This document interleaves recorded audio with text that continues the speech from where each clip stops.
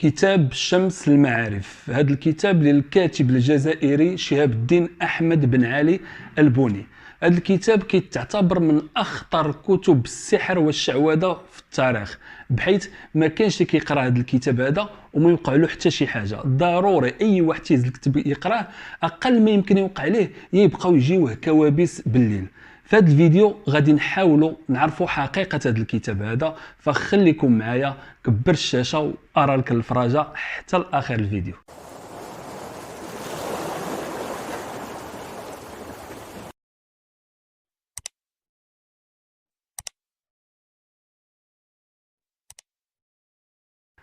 السلام عليكم، نتمنى تكونوا بخير وعلى خير. ما فيها باس دير واحد ابوني الا كنتي مازال ما وليتي من المتابعين ديالي، ودير واحد جيم الفيديو باش تدعموه اكثر، ودير بارطاج باش يوصل للمشاهدين اكثر. شهاب الدين احمد بن علي البوني جزائري، تزاد في مدينه البونه، عاش 102 عام، ما عنده وليدات، ما عمره تزوج. كيتعتبر هو من اكبر ساحر في التاريخ. هو كان واحد الانسان انعزالي، ديما منعزل بوحدو، ما عندوش مع التجمعات بزاف، ديما كيقلب على الخلوه. مات في مصر سنه 1225. الكتاب ديالو شمس المعارف نهار تطبع وخرج للناس كانت شي حاجه جديده على الناس وغريبه في العصر ديال هذاك الكتاب اللي خرج فيه. فكيف ما قلت لكم، القارئ اللي هز يقرا داك الكتاب كانت تتوقع عليه شي حاجه، خصوصا الا قراه جهرا. واقل ما يمكن يوقع عليه كيف ما قلت لكم هو انه يبقاو يجيوه كوابيس بالليل، ولا يبقى يسمع شي اصوات، ولا يشوف شي حاجه اللي ما كيشوفوهاش الناس مباشره بعد قراءه هذاك الكتاب. لان الكتاب مالي بقوه الجداول والطلاسم وشي رموز وشي ارقام وحروف اللي انت كتهز تقراها، خصوصا انك ماشي من اهل السحر والشعوذه، يعني قارئ عادي كتهز كتاب كتقرا، فكتنطق بشي اسم من اسماء الجن او شي رمز من الرموز اللي ما عارفش انت شنو هو. فهذاك الرمز سيكون خاص لواحد الجن، هذاك الجن غير كيسمعوا كيف فين ما كان، يكون مشغول، يكون بعيد عليك، واخا يكون بعيد عليك بالاف الكيلومترات، ان فوا كيسمع هذاك الرمز خاصو يحضر. يعني تيقول علاش؟ حيت تيقول هذا من جاب الاسم ديالي وكيفاش عرف الاسم ديالي، اذا باغيني في شي حاجه خاصني نلبي له الطلب ديالو او خاصني نخدمه. وهنا المشكله فين كتبدا، لان هذاك الجن اللي كيضرب الالاف الكيلومترات ولا كيخلي داكشي اللي كان عنده وكيحضر لك نتايا باش يتسخر لك ولا باش يدير لك شي حاجه، كيلقاك ما باغي والو، ما عارف والو، فكيقرر انه يرد لك الحياه ديالك جحيم، خصوصا انك جبتيه بزز منه. وهذا الشيء ماشي حنا اللي عارفينه، اهل التخصص اللي تيقولوا هذا الشيء. البوني كان جاب واحد السحر جديد وخارق في هذاك العصر، والناس كانوا كيتسائلوا ديما منين جاب هذا السحر ومنين جاتو هذه القوه السحريه. فالبوني كيقول ان سر القوه السحر اللي عنده وهو انه كان كيسافر بزاف، يعني كان واحد الرجل كثير التجوال، فحياته كامله عاش جوال ما بين الجزائر والمغرب وتونس ومصر والقدس. فمن خلال دوك الجولات اللي كيدير في دوك الاراضي كان تعلم بزاف ديال السحر والشعوذه، وكان كيبحث بزاف في العلوم الباطنيه، خصوصا ان ديك الفتره كانت فتره الحروب الصليبيه وفرسان الهيكل، وكانوا بزاف من هذوك الصليبيين وفرسان الهيكل كانوا كيتظاهروا بانهم مسيحيين وكيدافعوا على الديانه المسيحيه الى غير ذلك، ولكن في حقيقه الامر كانوا انهم مشعوذين كبار وسحره خطيرين، وحتى هما كانوا كيجولوا الاراضي باش حتى هما كينميو ديك العلوم الباطنيه ديالهم وكينميو القدرات ديالهم في السحر والشعوذه.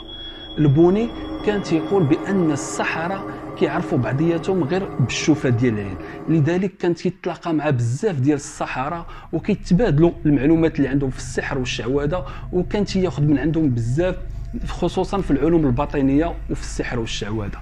بين هاد العلوم اللي كان خدا البوني في هذيك الجوله ديالو هي علوم الارقام. فالبوني تيقول في الكتاب ديالو بان كل رقم عنده واحد الطاقه او واحد الرمز اللي كتقد تحضر به الجن، وفي نفس الوقت كل رقم هو حرف ورمز وعنده طاقه كتقد تسخر بها الجن. وخدا علم استنطاق الحروف، بحيث ان البوني كان كيستنطق الحروف، يعني كان كيهضر معها، يعني كاع الحروف كانت كتبوح له بالاسرار ديالها، اي كل حرف كان كيبوح ليه شنو الطاقه السلبيه ديالو والطاقه الايجابيه ديالو. كل حرف تيقول ليه شنو التاثير ديالو على المكان اللي هو فيه. الكتاب خطير جدا من ناحيه السحر والشعوذه، وقوي بزاف من ناحيه استحضار الجن، لان البوني كان على عهد مع الشياطين والجن باش يبوحوا له بجميع الاسرار وينفذوا له جميع الاوامر ديالو. فرغم ان الكتاب النهار جاو يطبعوه في لبنان سنه 1895، يعني 600 عام من بعد كتابه الكتاب، من بعد الكتابه ديال هذا الكتاب، حيدوا منه بزاف ديال الجداول والطلاسم اللي كانت بمجرد الشوفه فيها كانت كتخلع، فحيدوهما. ورغم ذلك مازال اللي كيهز الكتاب يقراه كيوقعوا له بزاف ديال القصص في المجال ديال الجن وكذا.